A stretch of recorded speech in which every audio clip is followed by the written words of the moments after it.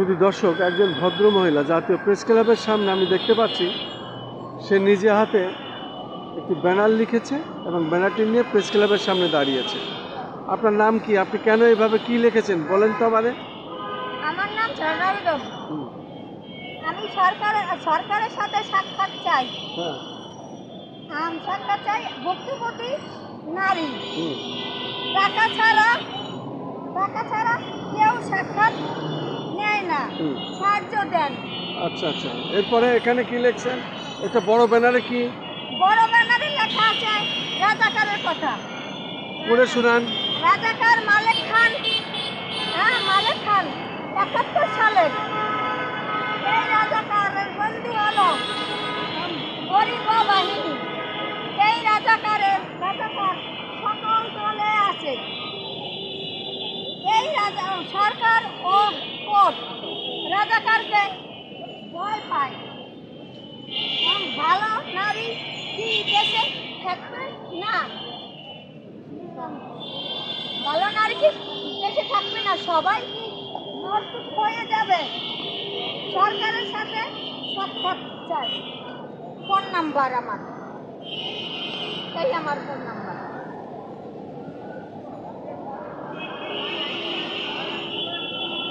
তো আজকে কত বছর এইভাবে অন্বেষণ করি? আজ এই প্রেস ক্লাবে 3 বছর। আর আমি শাহবাগ অন্বেষণ করছি, বাংলা মতন অন্বেষণ করছি।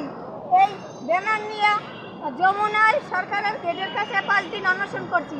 এই 5 দিন অন্বেষণ করে আমি যমুনা থেকে নির্যাতন, নিপীড়িত, অপমান হইয়া ফিরে আসছি।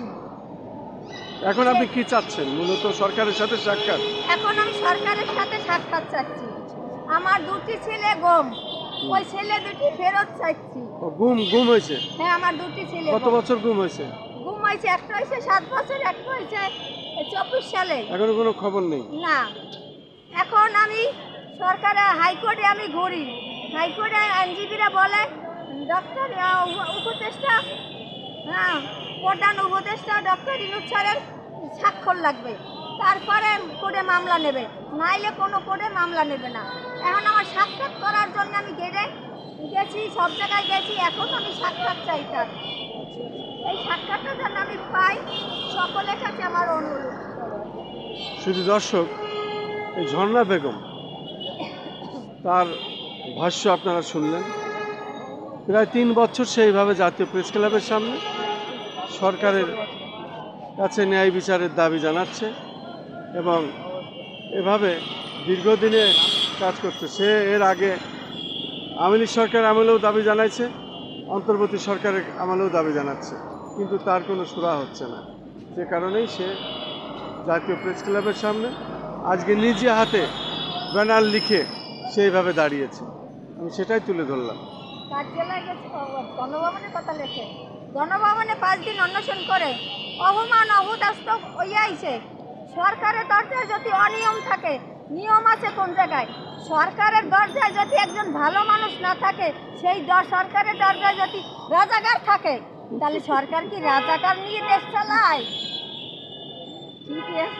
আমার এই প্রশ্নের উত্তর আমি ডক্টর ইউনূস স্যারকে চাই, যে রাজাকারের নিয়ে সে দেশ চালাইবে না ভালো মানুষের সাথে সাক্ষাৎ দেবে?